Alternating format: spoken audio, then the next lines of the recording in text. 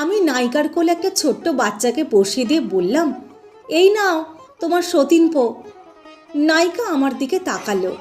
আমি তখন আবার বললাম, বারে, দেখছো কি, এ তো তোমার সতীর্থ। ব্যাস, এটুকুই ছিল আমার সেদিনের কাজ।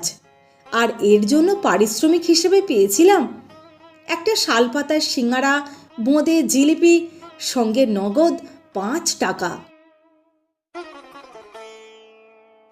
এরপর আমি ডাক পাই রাজেন তরফদারের অন্তরিক্ষ ছবিতে। ওর সহকারী জগা বৈরাগী যেদিন ওর কাছে নিয়ে গেলেন, সে দিনটাও ছিল সেই রবিবার। আমি অপ্রাপ্তবয়স্ক বলে আমার মামাই ছবি কন্ট্রাক্ট পেপারে সই করেছিলেন।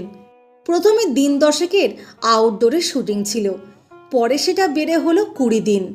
তখন রবিবারেও শুটিং হতো।